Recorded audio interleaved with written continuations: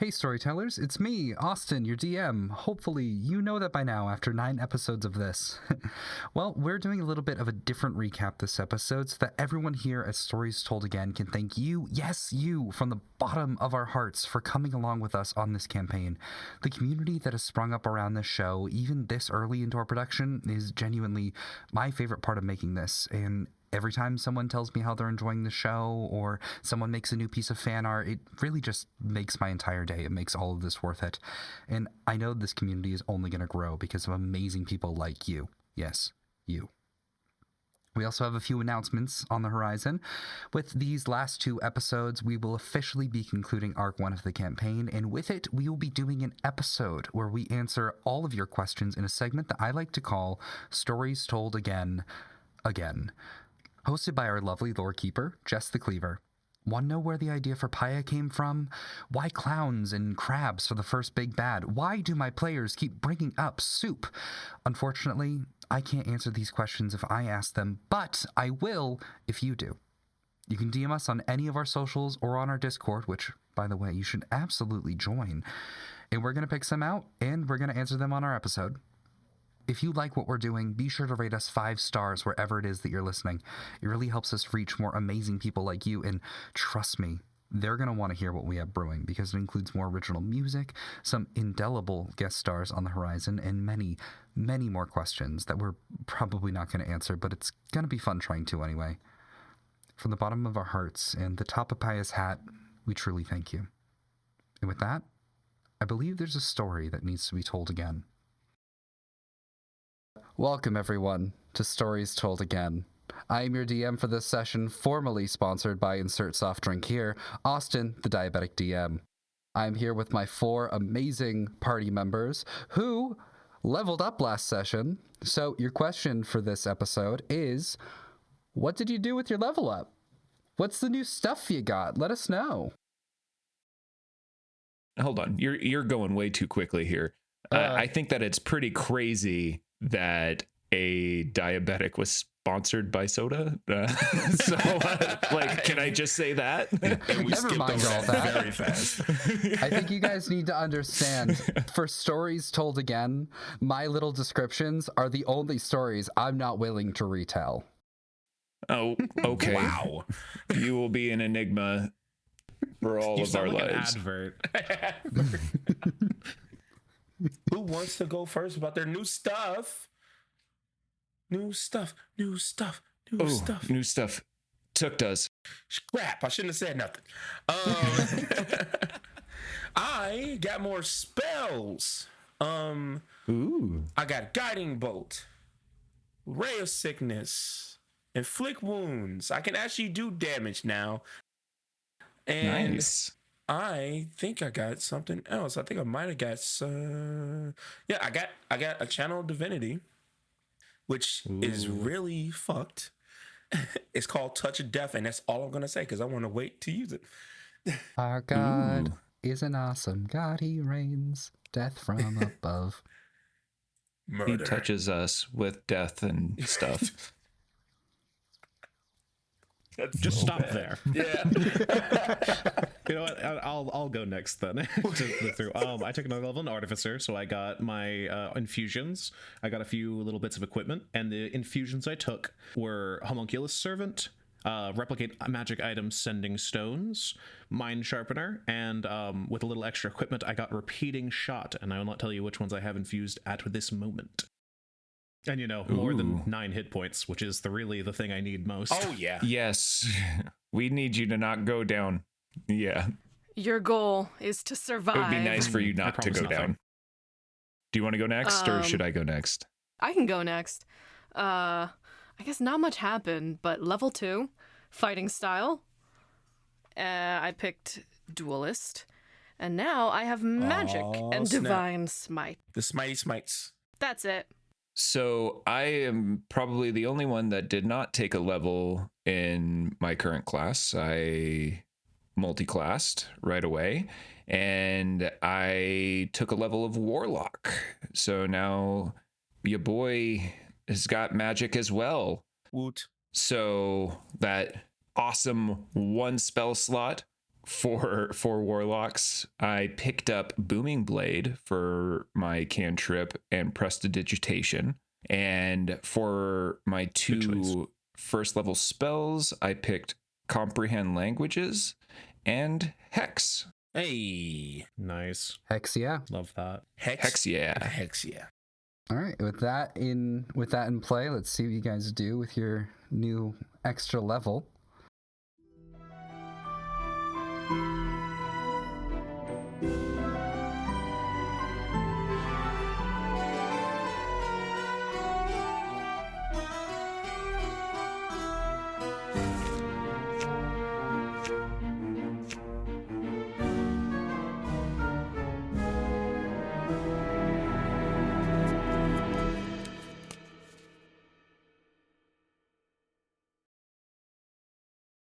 The rest of the festival went as smoothly as it could for being a day late. An immediate press release was sent out by the Chamber of Commerce, describing a rogue individual who drunkenly activated a magic item that prevented planar travel, resulting in the crab's delay, along with the description of his disappearance, along with a brief scuffle in the town pub. The ones who solved this crisis are not named, but neither is the greater crisis that could have befallen the town. As for the four of you, you are brought to Luce's home and patched up relatively quickly. Along with a request that you not mention your part in the events today by Carp, both to keep you all safe and also to keep Luce's mom from having an aneurysm. The next few days are passed by in relative comfort. For Pastiche and Liv, the two of you have been holding up in the shack in the scrapyard. Can't imagine that going wrong. Luce, your mother has been a little bit more smothering to you in the past few days. You don't entirely know why, but you think that it could just be because of the giant robot attack. And strangely enough, Carp hasn't visited you in a number of days either. Vox, although you do have two new friends that are with you in the scrapyard and Ollie's stop by to see you every once in a while, it's been a little bit lonely. You wake up in the morning no longer to the sound of creaking scrap metal. Peace has come back to the town of Hava once again, for 3 days and 3 nights, all of which is ended by a trip to the beach in a single knock on a door. But I'm getting ahead of myself. Rollies? Rollies. Okay. All right. Here we go. 17. 3. 5. Ooh, 19. nice. This feels like it's a theme. This has happened a couple of times. In that case, let's start with Fox. No. Vox, you're dead. Again. Nope, but someone is. I guess my question to you, Vox, is do you write to the collective again? I think I do. It's short and sweet and to the point. It is almost word for word the same letter that I'd sent the last time trying to reach out to Ayana. And it is a little shorter, perhaps, but I'm here, I'm waiting, need to talk, come soon. Knowing that whatever I write in it, it's not going to matter because I'm going to get the same response back, but I know that's what I'm looking for now. All right, cool. So you send that letter out, same one that you've always sent.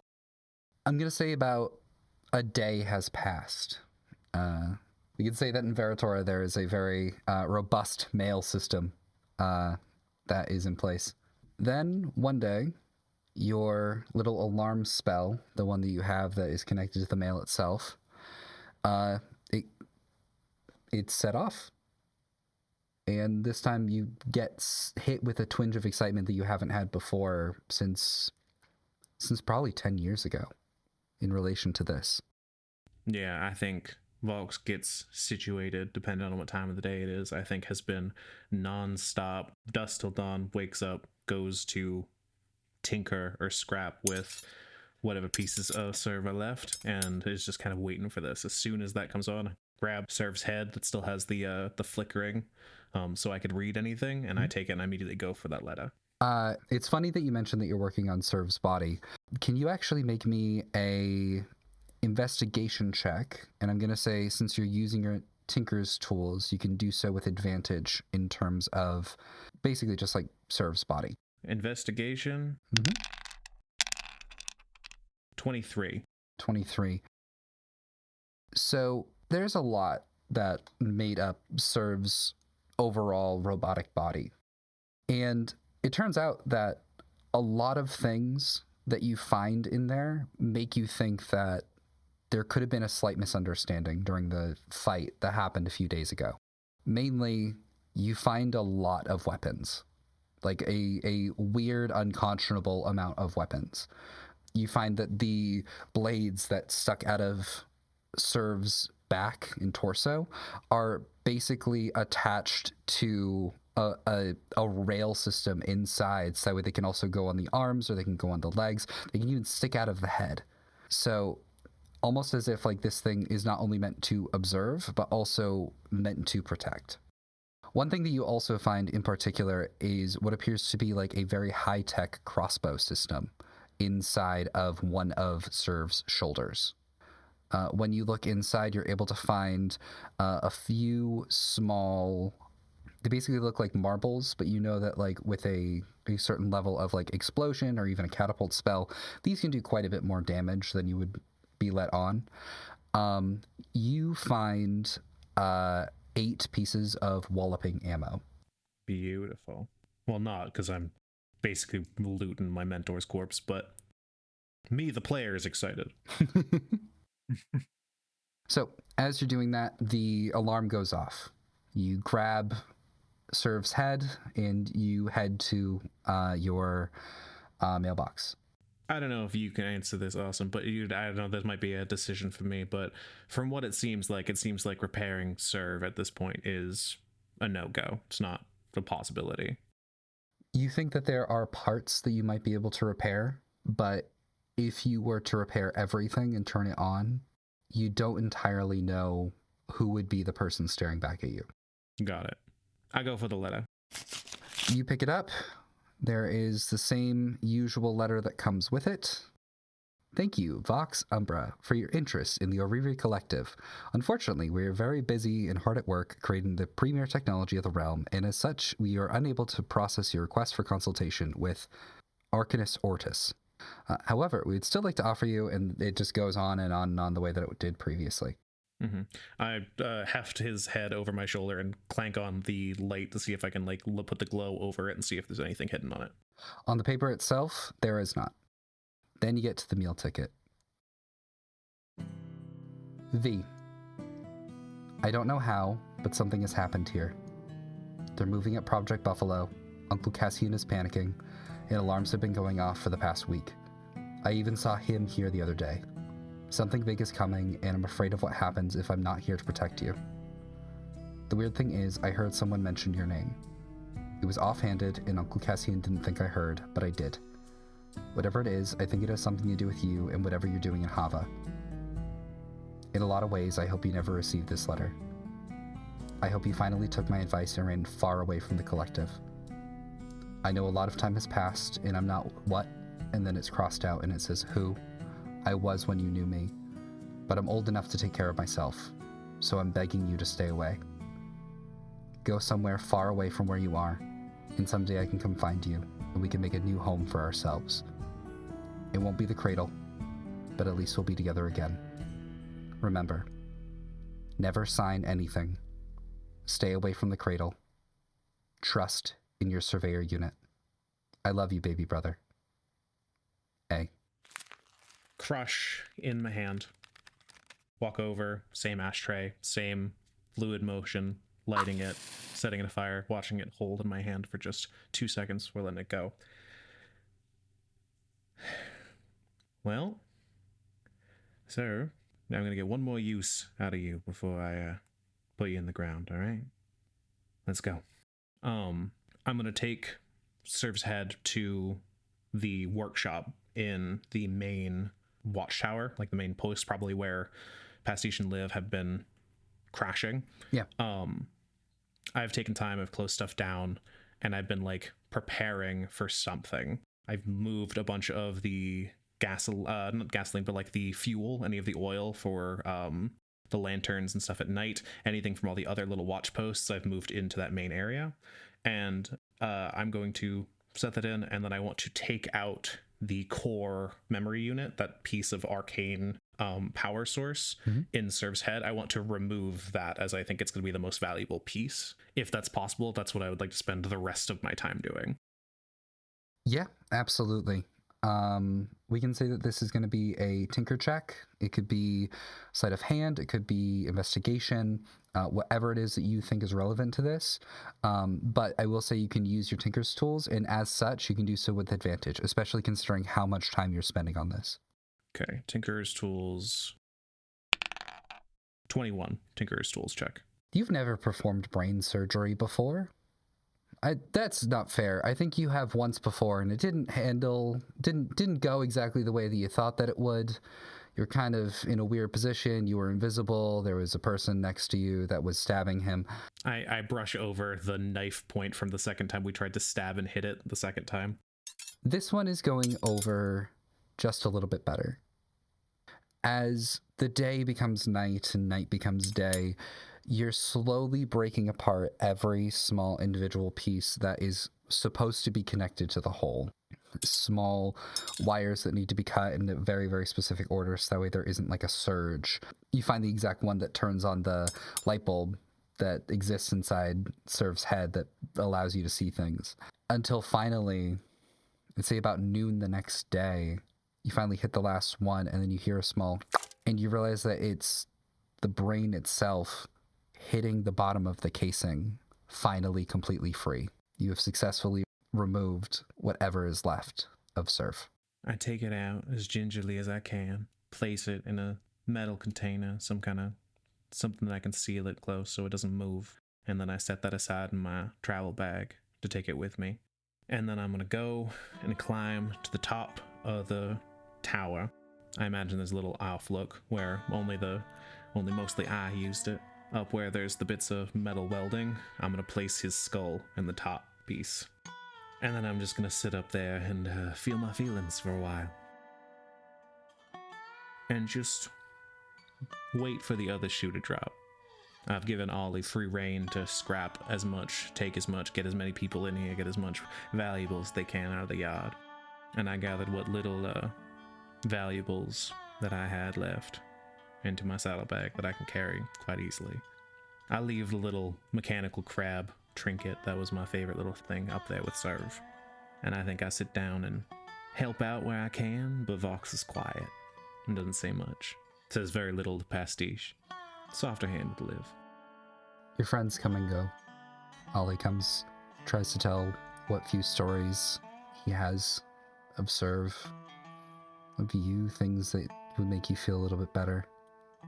It doesn't help in the way that I think he wants it to, but at the very least, it is a friend trying to comfort someone in their time of need. Natalie stops by, brings you one more potion of healing, just as a quick thank you. There's a note that says, "This is the closest I could get to a casserole." Even Mr. Augustus stops by, says that he missed you at the card games, but knows that things are difficult right now. You find a deck of normal playing cards in the mailbox one day, which is also on top of another box of loose gunpowder as well. In all of this, you get a small sense of not only what Serv meant to this community, but also what you mean to it as well.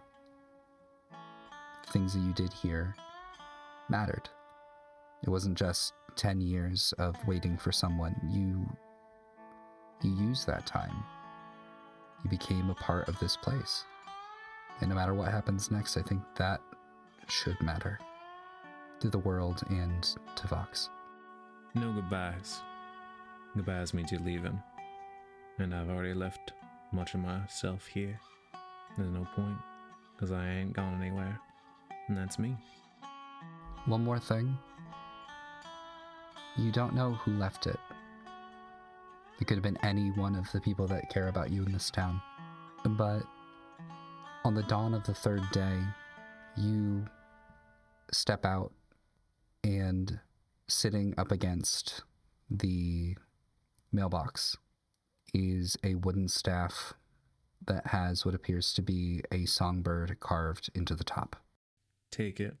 Look it over. Well, I don't know if the animals are going to like me very much with this, but it will make good for a good walking stick. And I'll put it over on my back. Is there anything else? Not immediately. I think I'm going to I'll stop and kick around for supplies. I think when I'm in town, if I have to go into town for anything, I make it very clear. I make it seem like I'm not doing nothing. That like I'm not going anywhere. I'm not making any plans. Same old, same old. I do stop by Luce at some point, just to check in, make sure they're doing all right, and on his folks and otherwise. But beyond that, I think I'm just kind of waiting. I'm still not sure I'm fully convinced that was the calamity with the Plain Crab Festival. It felt like there was more. So I'm just kind of waiting to react, I think. In that case, Luce. Hello. First, I need to ask you a question. Okay. Luce, do you say anything of what's happened in the past 3 days to your mom? Hell no. Absolutely not. I mean, he'll because he wants to talk about it because there was some moments where he thought was cool and he has new friends. But I think what happens is he starts to tell her. And then when she actually looks at him, he just goes, never mind. Basically. Oh, okay. So I have one other question for you, but it's going to come after a terrifying nightmare. Okay. Horror movie Luce. It's been about a day since everything happened. You fall asleep. You have your little stuffed animal with you. What's it called again, by the way? Oof. That's a really good question. Backstory stuff. You fall asleep. The symbol of Carosa, the god of death, on your wall. And you have a dream that you've had at least once a month since you were very young. You're standing on a beach, far away. It's sunset, but not in a way that makes things seem beautiful, but in a way where you're afraid because things are about to turn dark. You're with your mother, you're with Carp, two other people, and then off in the distance, above the water, walking upon it as if it's made of glass, that's when you see it.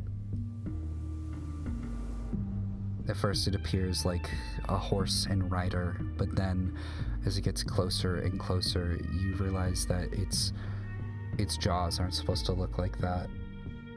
Its arms aren't supposed to be that long. It's supposed to have skin. You put your hands up in an attempt to heal the people around you. But you see one person, it appears to be some sort of druid, fall to the ground.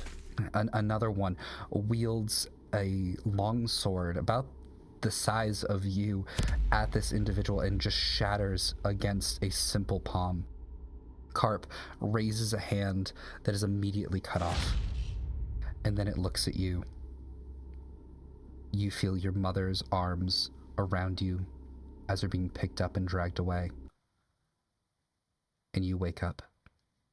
He is going to immediately shoot up and just on instinct cast Chill Touch and just hit the wall with it.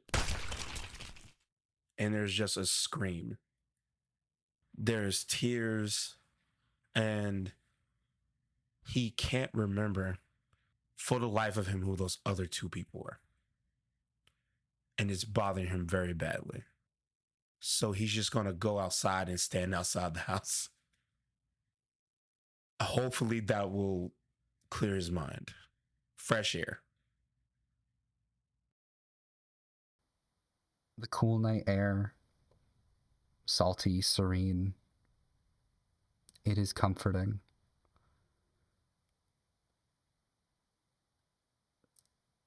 Until you realize that there's also no sound.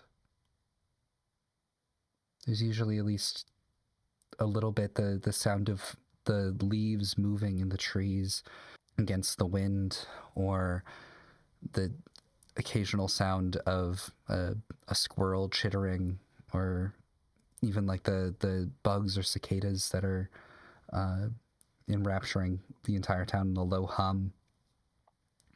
And I think that you realize this just as Nail walks up to you, very calmly and slowly.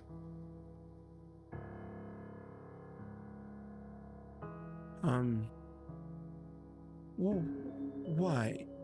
Was this dream a result of all of this new stuff? Is this your fault? And he like turns his full body to Nail. I'm to blame. I am blamed for many things. But I can say what happened to you was done by something beyond death itself. I'm not here to apologize for the actions of others, but I am here to make things right for you, Lucerne.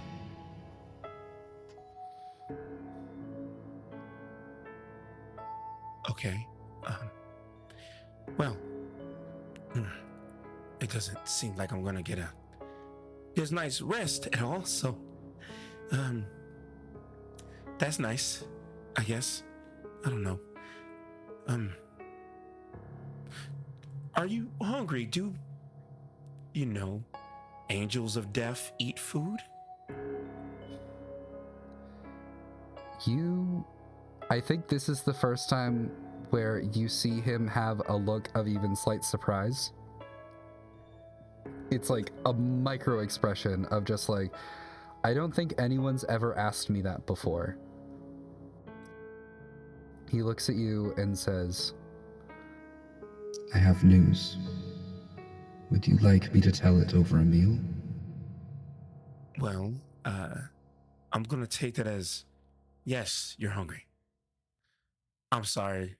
My mom made meat. I'm sorry. And he'll turn and open the door and start preparing the meat and try his best to wash off all the extra salt she added to pork. So you're just like, you're in the kitchen. I'm imagining like the god, like one of the gods of death at the kitchen island, just sitting there, like the back as straight as it possibly can be, arms like very patiently like folded above the island, just sitting there waiting for you to be ready for whatever this news is. And he'll turn around with pork and some vegetables and sit on the table and go, now, I'm assuming you eat, so I'm assuming you drink juice. And then he'll put down some juice, specifically called nectar. This is very kind of you, Lucerne. Thank you. He takes a few bites, sips for a bit, puts it down. This is most appreciated. Not many people I come to visit meet me with such hospitality. Well, I'm assuming because you're taking their soul to the afterlife. So, I think I would be disturbed too, unless that's exactly what this is, and I should be probably way more worried than I am. I'm not here for your story yet, Lucerne. Yet, okay. It will be a great many years before that happens if everything goes according to plan. Wow. So you just know when everyone dies. That is why I'm here. Well, what is the news? I wish to thank you for stopping the calamity that would have come to the town of Hava. You saved a not insignificant amount of lives, and for that I am grateful. I am here so that you may save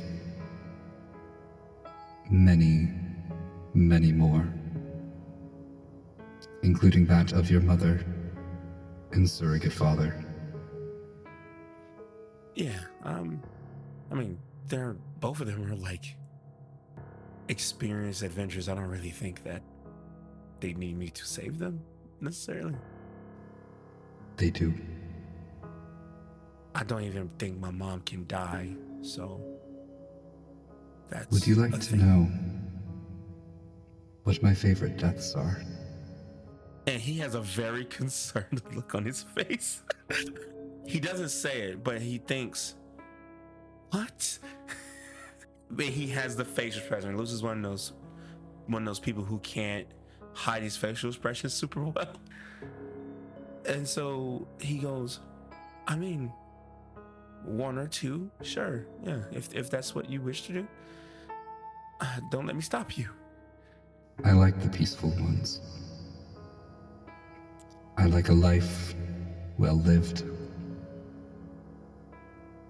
I like when I meet someone as a friend and I drag them into the night as an equal. I do not wish to take someone kicking and screaming. I want to tuck them into bed, turn out the light, and send them along their way. If what will come to pass, will come to pass, that will never happen again. Not for anyone, Lutheran. Right. Well, actually, that brings up a question, if you don't mind me asking. Does time exist with you? Or do you just show up where you need to show up? Because I imagine I'm not the first chosen. You are not the first chosen, but you are one of the first that I have talked to this many times in a great many, many years. I'm trying to discern if that's a good thing or not. Am I the trouble? Oh, I'm the troublemaker. Am I the troublemaker? You are not a troublemaker. If anything, you are the trouble solver. You know, okay. I think I'll take that. What matters is this. In a matter of days, you will need to leave the town of Hava, and you may never return. But I can tell you that if you do stay, it is not just your mother and your surrogate father. It is everyone. So, okay. Well, I don't think. I mean, I feel like you probably know. You do probably know, and but I don't think that leaving forever is a thing that's for me. No, I can't even go out the house without my mom even worrying about me doing anything, and they expect me to go outside where there's different oceans and creatures and peoples and things that I don't understand. And he's having a panic attack. Lutheran. Yeah, I will do everything in my power to keep you safe. But I promise you, you will be all right. Or you won't. Either way, you are doing what you can to delay. Okay. So, well, when you say I have to leave, you mean I'm going to be leaving with my new friends? I'm assuming our fates are aligned in some way. I don't. I mean, at first, I was like, maybe it wasn't because all four of us are very different people. Pastiche probably has more concerts with theater shows and stuff to go do, and Liv is actually, I don't know, but I know Vox probably has something and then well, you know what? I think I think this is good. Adventure, right? It's it's something that I was never allowed to do, really. So, okay, I'll leave tomorrow, next week, next month. 2 days. 2 days. Oh shit. I mean, no, I mean that. I mean that. I mean that. Oh shit. I have to get my affairs in order. I have to quit my job. Oh, I get to quit my job. And he has like a smile on his face. The whole time that you're doing all this, he is like completely stone-faced, has not moved a muscle. At this point, Luce will. Did he eat any of the food? He's eaten a bit, yeah. He will finish picking up the plates and putting them near the washing tub, and he will go over to Niall or Nail, same thing. Nail. Nail. Okay. And can I? I'm sorry, I really need it, so I'm asking for consent. Can I hug you? Do you do that?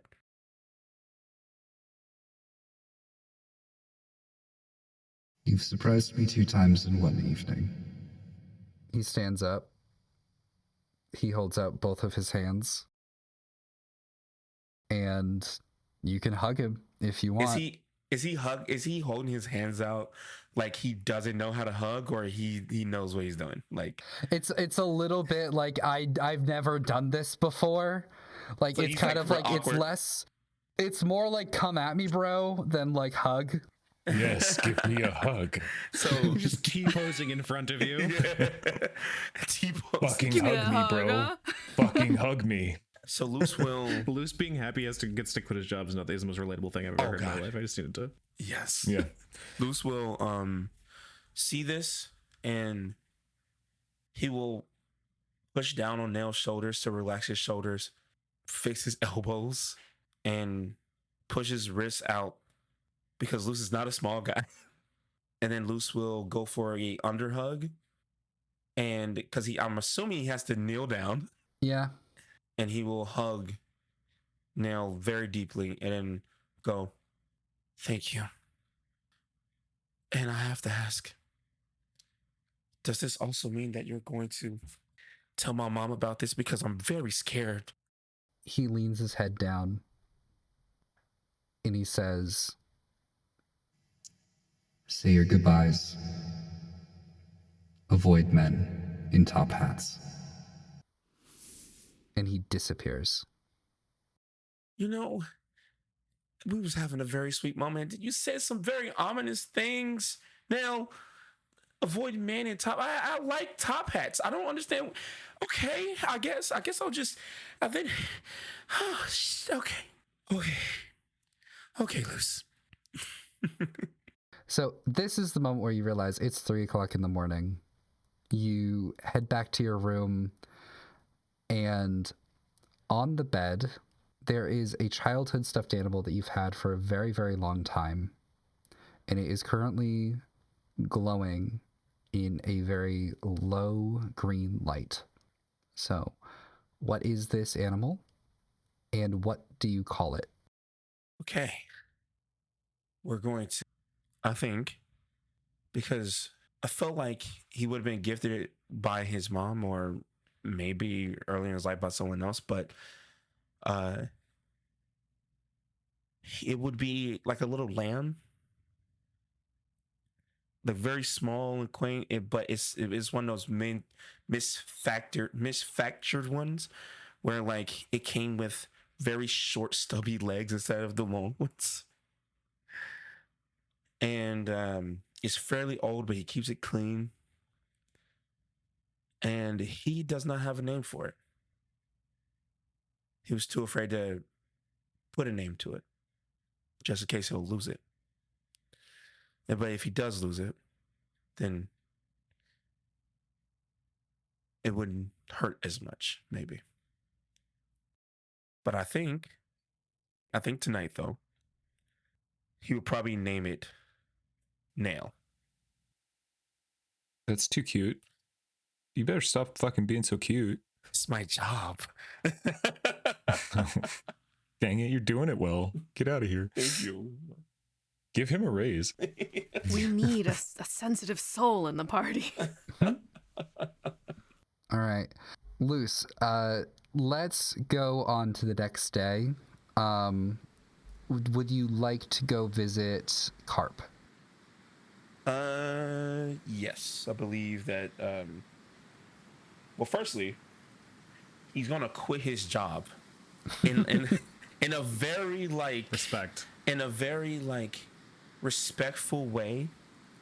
But then when he gets to the manager or, like, the person in charge of him that he fucking couldn't stand, he goes, I hope you stub a toe.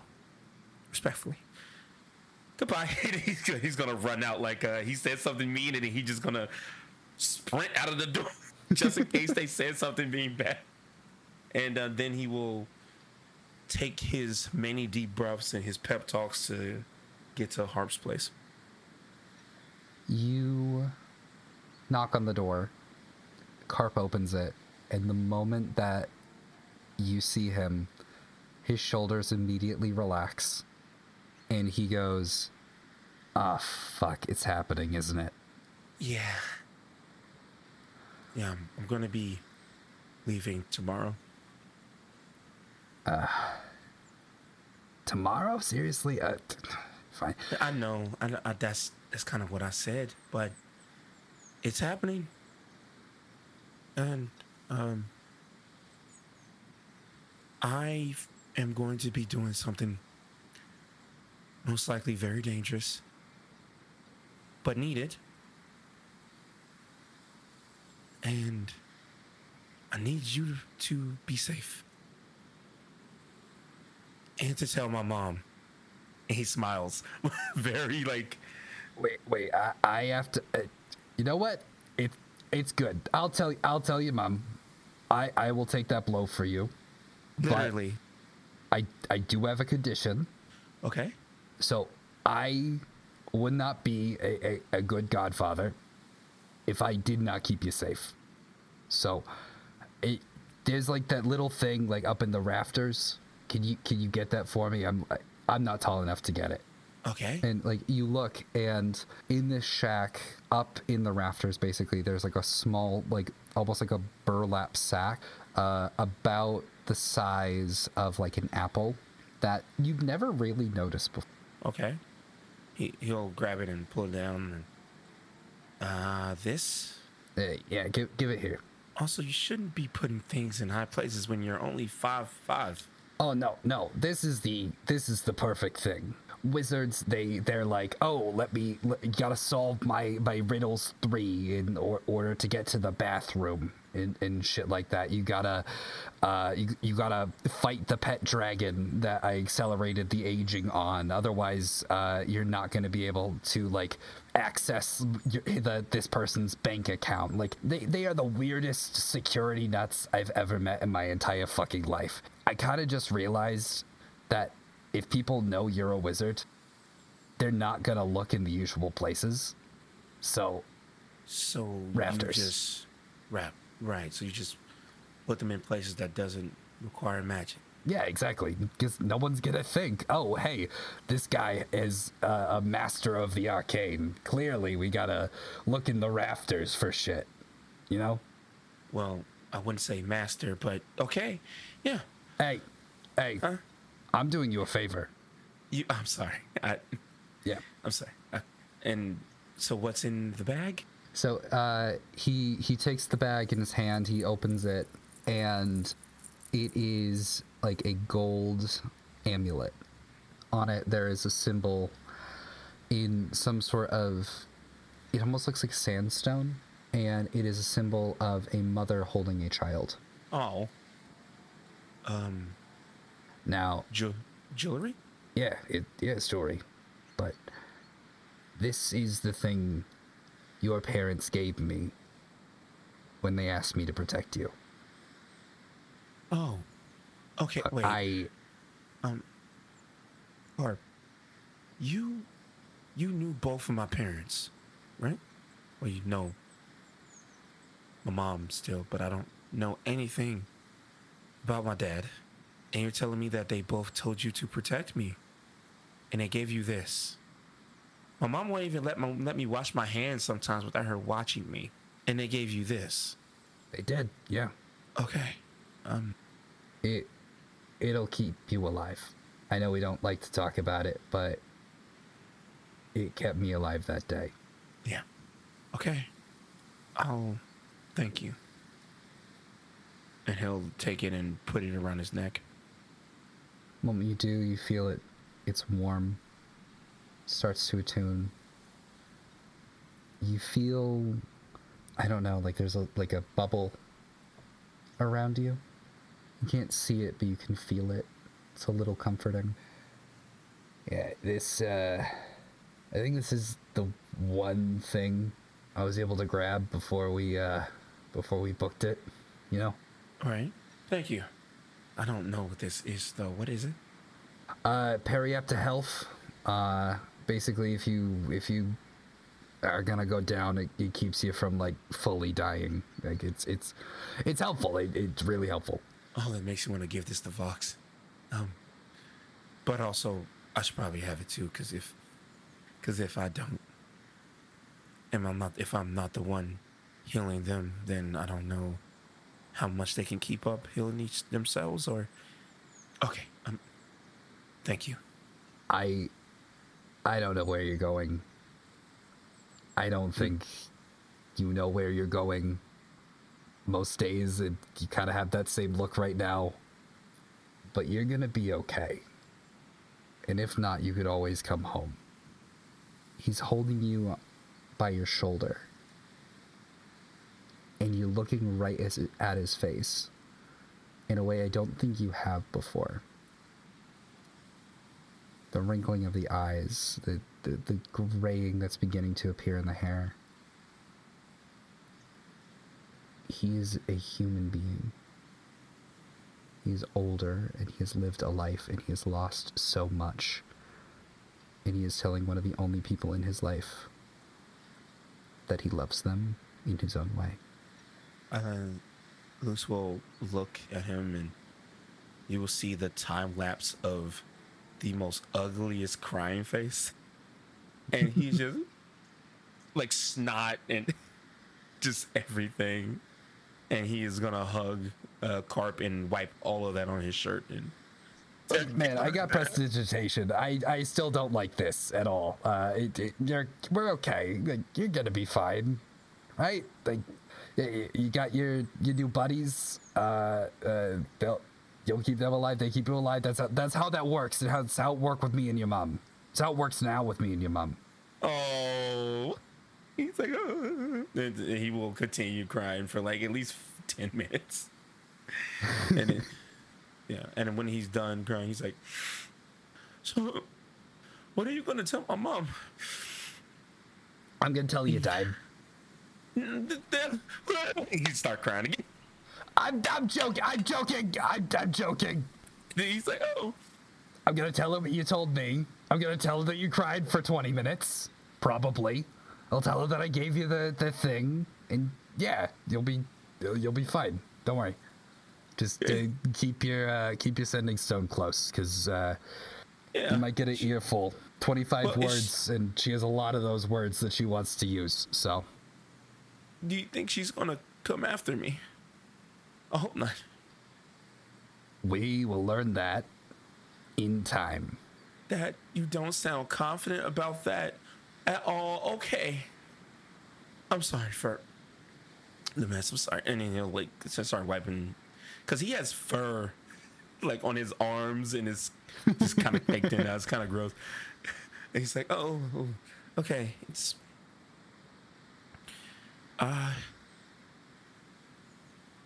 thank you again. And if I am able to come back, I'll sit with you and my mom, and I'll cook,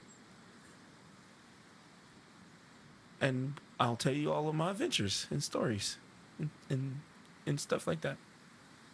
I can't wait to hear them. Okay. As you leave the house, there is a sunset across the sea. Sound of lapping waves.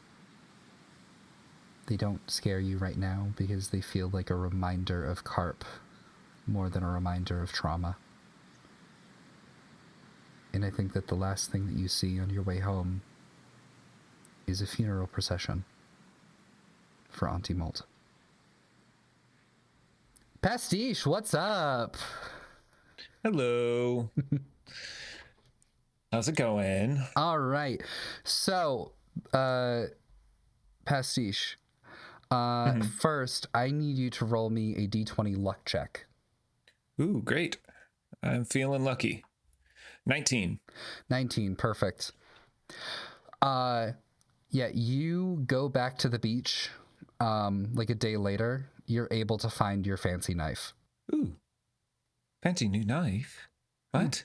It's that fancy knife that you got from Paya. You threw it, and you never picked it back up. Oh, that one.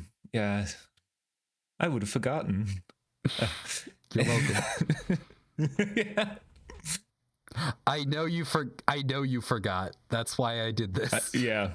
It's in my notes. I see it right here. I would have either just forgotten. I didn't even cross it out. So I have this now. Cool. All right. Pastiche, I'm curious. In these 3 days, how do you spend your time?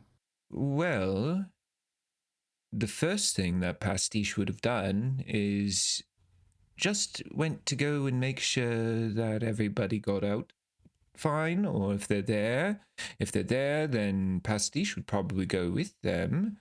But if they left, then I guess that's the thing. And I'll have to find my own way back at some point, but we'll be all right.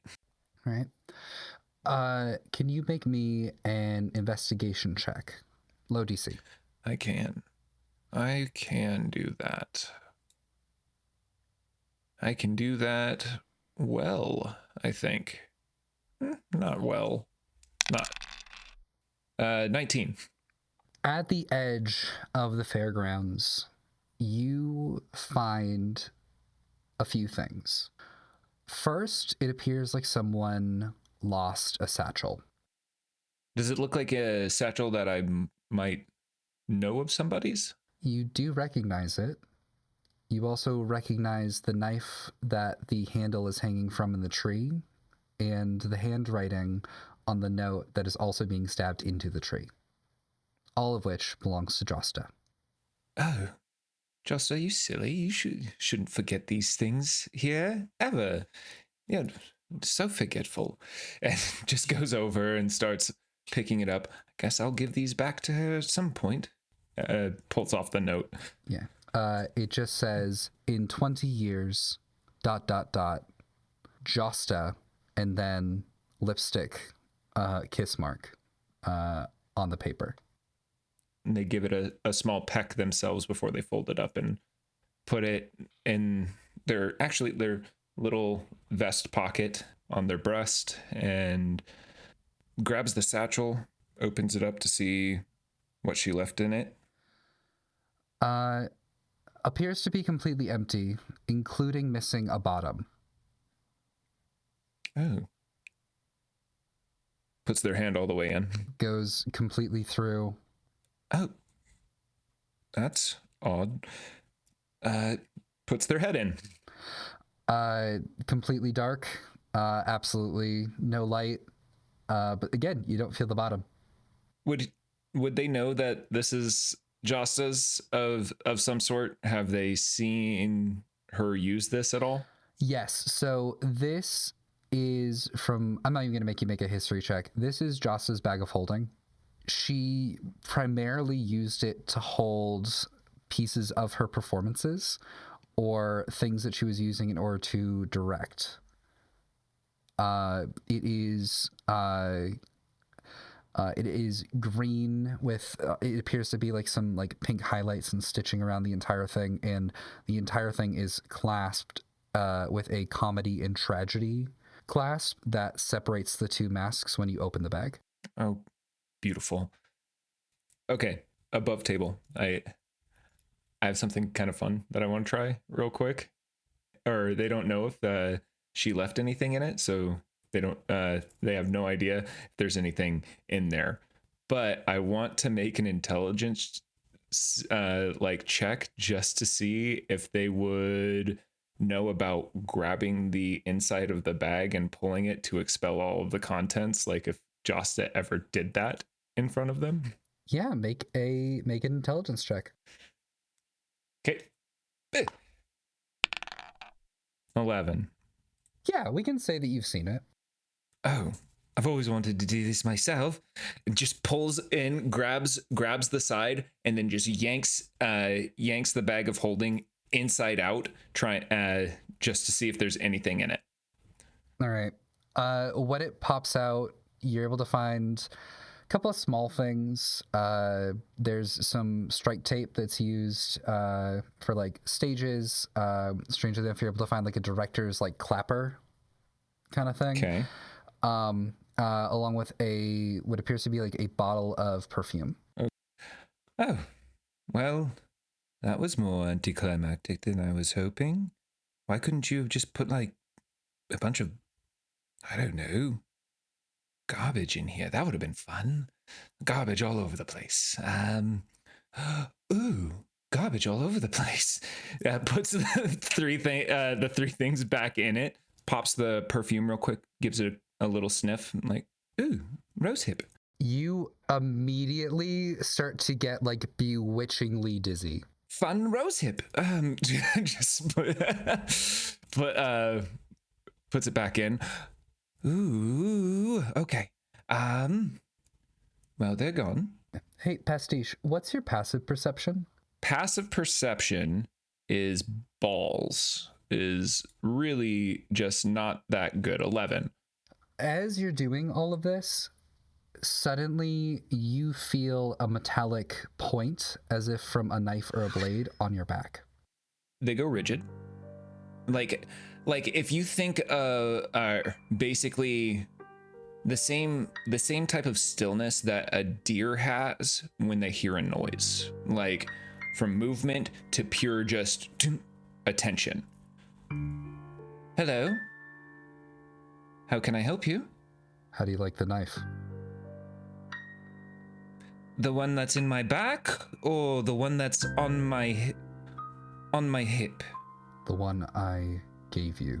Oh, that one. It's all right. Can you move that? Are you just happy to see me or are you threatening me? Make a persuasion check. So I got a 17 plus 7, so 24. 24. Okay. There's a pause, and then you feel the knife recede. It's no longer in your back. Thank you. Is this how you speak to everyone? Or just me? I don't speak to anyone. Well, that's probably the problem then. Usually if you want people to have a conversation with you, you don't necessarily threaten them, especially after you've given them a gift. You, whatever your name is, are giving me mixed signals here, and I don't quite like that. Are we mutual friends here, or are you threatening me? You could say it's a mixture of the two. Well, I guess that does make it quite fun. So, am I in danger right now? Should I feel in danger at the moment, or are we just here to talk? I'm here to tell you what the next, I guess the rest of your life looks like. That's a long story. Well, how long it is depends on what you do next, I guess. All right. Why don't you tell me how my life should be? I'm not going to go into details. I just don't want to. But I will say, you are going to die someday, and it's going to be by my hand. Oh. I don't know if I quite like that, my friend. At this point, Pastiche drops the niceties. Their eyes go a little bit harder than the glimmer of mischief that is usually in them. The canines and all of the sharp teeth with their smile slightly elongate as they look, and that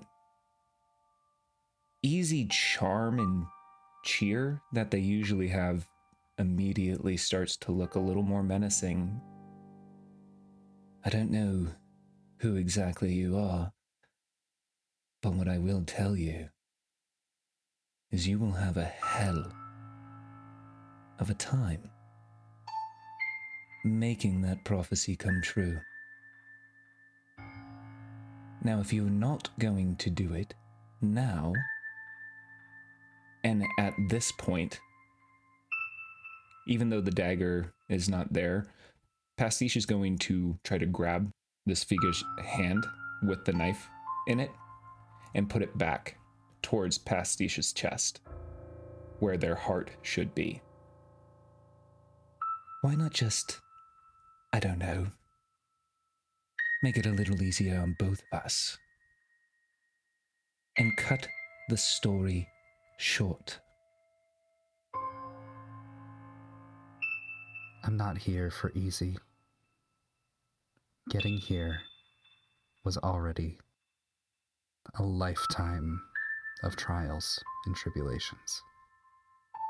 If you think that this death is going to be unearned, No death is ever unearned. prove that right. Because someday, I will be coming for you. And when that day comes, and you can feel the knife prick your chest, and you just feel a single drop of blood fall, I hope that it's something that I get to remember. All Pastiche does is wink. And then this person, it's like darkness envelops your every single sense that you have. It comes back in, I think, a quarter of a second, but by then they're completely gone. Pastiche feels where the dagger kind of pressed in. Looks at the blood. And for the first time, not even knowing, just kind of thinks to themselves that they would like it clean. And the blood just disappears off of their white shirt. Well, that's new. That is new. I need a drink. Goodbye. Just grabs everything and just leaves. Okay, awesome. Is there anything else you want to do, or? I think for the most part, Pastiche doesn't necessarily know where exactly they want to fully go next? So they fill their time with the people that they know. Liv and Pastiche are basically sharing a room the whole time, and so awkward conversations there, odd spying on Vox, watched them be a sad boy up on the roof with a skull. Alas, poor Yorick. Yeah. Basically, Pastiche isn't great with boundaries, but they also know that they were a part of the reason why Serve is no longer here. And while Pastiche has made amends with that themselves, it seems like these material plane people don't do it as quick as they do, so they give Vox space as much as possible. As much space as stealth will allow. At least Vox thinks that they have space. Make a stealth check. Vox, if you'd like, you can make a perception check. 14. I feel like I'm too focused on everything to really notice. My passive perception is 11, so... Okay. But I will roll if you think I should. How about we say at disadvantage? 5. Well, now it was a 5 and a natural 20, so 5. Yeah. You think that Pastiche is giving you all the space that you need. Liv.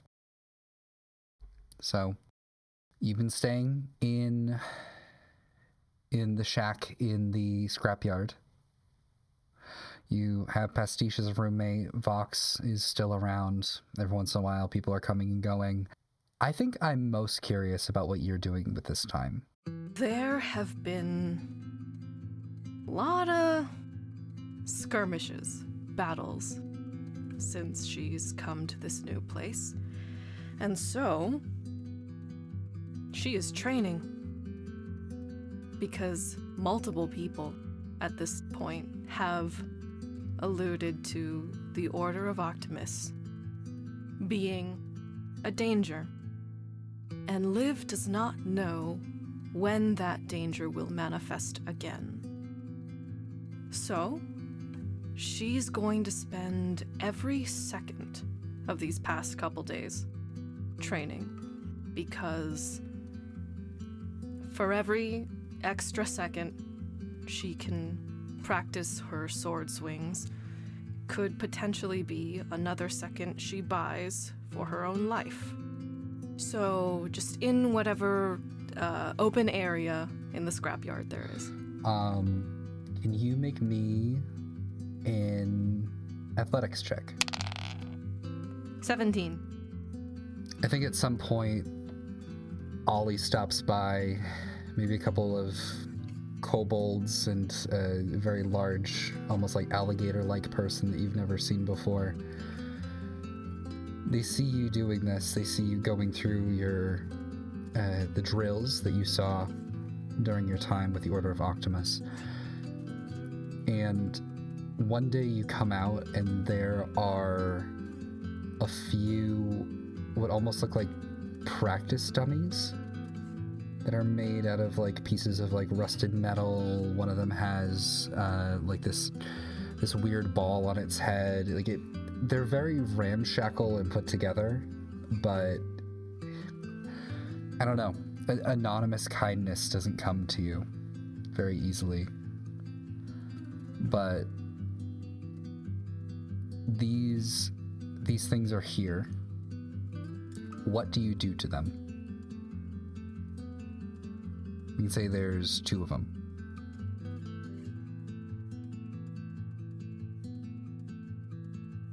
Now, I mean, Liv is not very good at drawing, but I'm going to do my best drawing of a certain famous priest in the order. He kind of looks like Santa Claus. And the other one will be Liv's best approximation of, okay, I know his name isn't King Candy, but King Candy. You mean Golly G. Williker? Golly G. Williker! And just tape it to the head of the dummies and continue practicing. At some point, the emotion that you have towards these things, it's catharsis. It is a level of letting your emotions out that I don't think that you've ever really had. Like, if you made too much noise where you were, people could come for you. If you damage something, it could be another thing that people are coming after you for. But here, you are able to let loose, I think, for the first time in your life. And you bring the sword down on the clown, and the entire thing basically just explodes, like a smattering of cans and scrap metal and everything in between. And then you look over at you look over at Santa Claus. As you swing your sword down, what is, in one word, the primary emotion that you're feeling? Righteous anger. Oh, fuck, that's 2 words. Hold on. You know what? 2 words. That's good. All right. And Righteous. Liv, please describe your first smite. Her weapons are obviously things that have been well worn, but taken care of through her time. Probably stolen from somewhere. And so, with the amount of force that she has used on these practice dummies, unexpectedly strong force that she has used, she kind of expected the swords to maybe break a little, chip something, but instead, what comes out is just a bright red that envelops it and slashes it clean through as if a laser had gone through it. You basically have this lightsaber moment just slashing directly through. The fury that you have extending into the blade that you're holding. Just a few days ago, someone said, would you rather fight or live? And just in that moment, you feel like you're doing both. And it's like in a movie. It stops for a second, and then just the entire thing slides off. And as it does, the head rolls a little bit, and then suddenly it lights up and just floats a few feet off the ground. Huh. Well, they always tell you to confirm your kills, so I'm gonna go over and just stab the head. As you do, your sword just sort of like bounces off of it, and it starts like careening off to like a different part of the scrapyard. Like it does not appear to be harmful in any way. The head is just floating somewhere. Uh-huh. What direction is it going in? Towards the house. I didn't make this robot. It wasn't me, so I should follow it to make sure that everyone knows that this was not my fault. Hey, Liv, could you make me an intelligence check?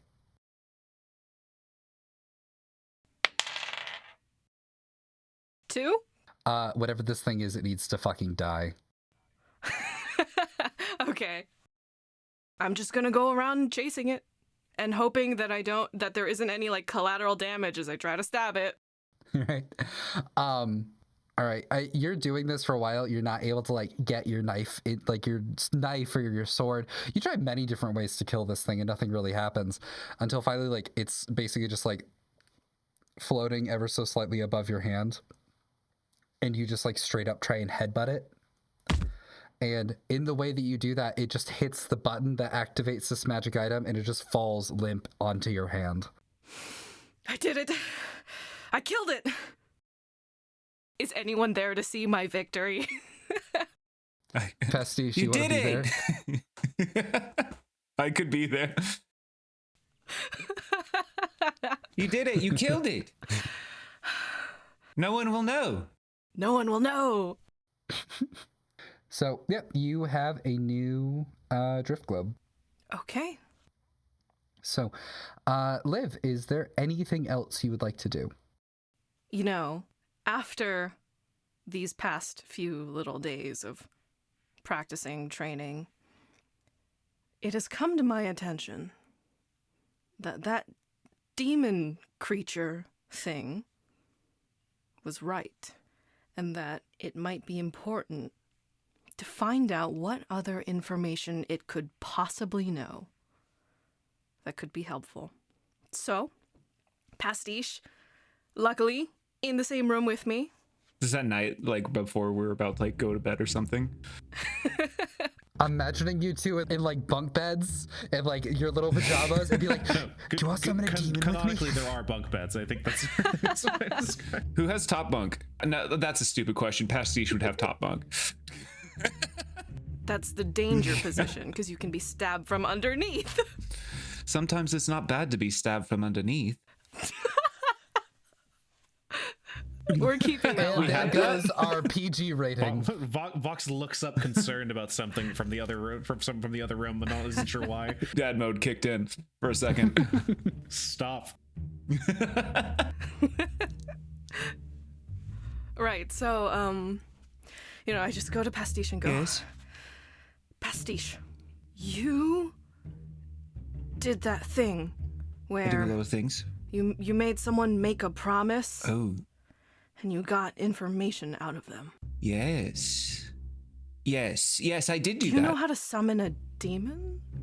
So, I've never summoned a demon before, but I have been in a play where there was a demon summoned. I would say that I believe that you have more experience summoning demons. You've done it twice since I've known you.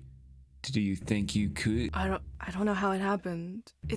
It's got to be easy, right? Considering how easily this one came. So I've been in two different plays. One I was the body, and the other one I was just a disembodied voice that was the demon. So I never was actually on stage, but I was there.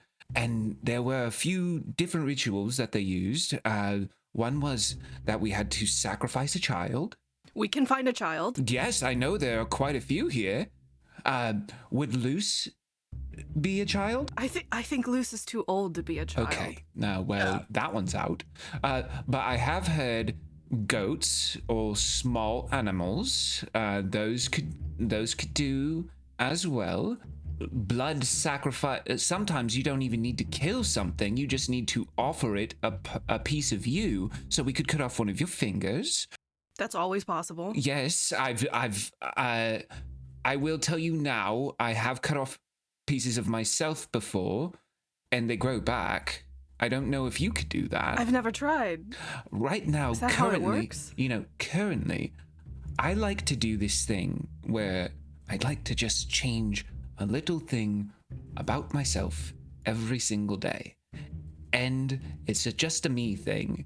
And I'll just let you know right now, I have on my left foot a sixth toe.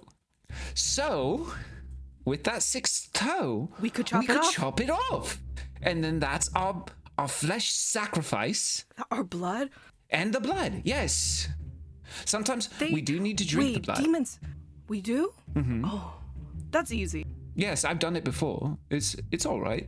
So have I. And it's mine, so I'm not. It's like recycling for me.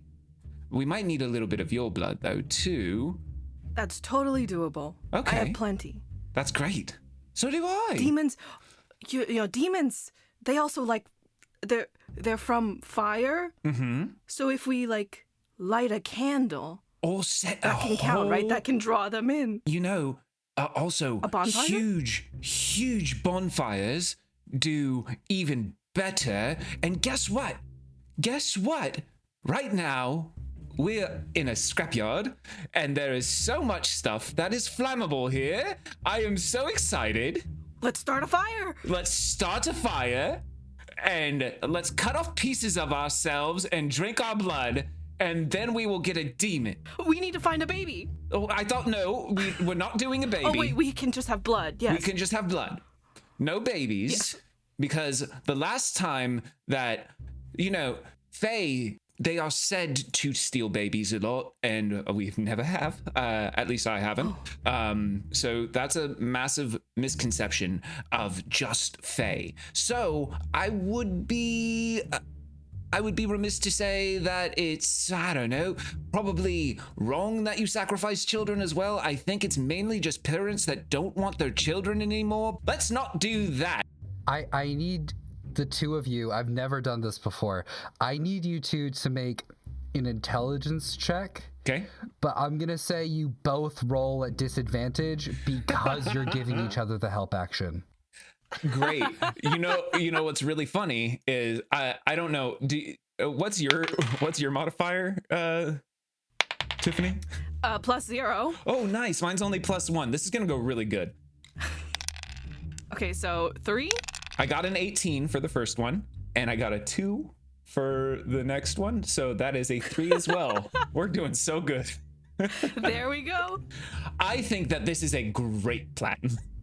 I also think this is the best plan we've ever come up with. I think Vox is in the other room, like one room over, listening to all this in the workshop, and just looks over at the collection of lamp oil they've been steadily gathering in the house and just throws a blanket over it and continues working. Luce is like sitting in his room reading, and suddenly his nose starts bleeding, and he's like, oh shit, it's them again. Mischief afoot. Mischief afoot. Yeah. Okay. With a 3 intelligence, was that it? Yeah. Cumulatively a 6. If you add both of ours together. So much better. Okay, great. One of you just has the thought of like, we don't even need a baby. Like, eggs are basically pre-babies. Oh, that's true. That's a baby before a baby. That's a baby before a baby. That's a baby. Maybe it's more valuable because they don't like adults. They want babies. And Yes. if you get a baby that's before a baby, Yes, then it's a baby of a baby. So it's a baby of a baby. yes, I will climb a tree and get an egg. Yes. Vox puts a child lock on the fridge. I'm sure that all the birds are asleep right now, so I should be able to find a nest, punch a bird, grab an egg, and then be back in no time. I might be able to open that lock on the fridge. We'll meet back here and see who gets an egg. Okay. Wait, here, use this. And Casper just hands you an egg. We did it! We summoned. Now tell me things! Just a little like with a dagger right at Casper. Now tell me things! What the fuck? That's what we're gonna end it. Oh my god. Oh my fucking god. Stories Told Again is game mastered and produced by Austin Baki and performed by Tiffany Veprinski as Liv, Took I Guess as Luce, Jeff Berry as Pastiche, and Rayne Eldridge as Vox. Editing by Rayne Eldridge. Scoring and mastering by Tiffany Veprinski. All art for the campaign is created by Beelzebub Harbinger. A link to their work can be found in the episode description. Lore keeping by Jess the Cleaver. Website and social media by Chelsea Louis. If you like what we do, be sure to rate us 5 stars and join our Discord. Links to social media can be found in the episode description. Thanks for listening, and welcome to the story.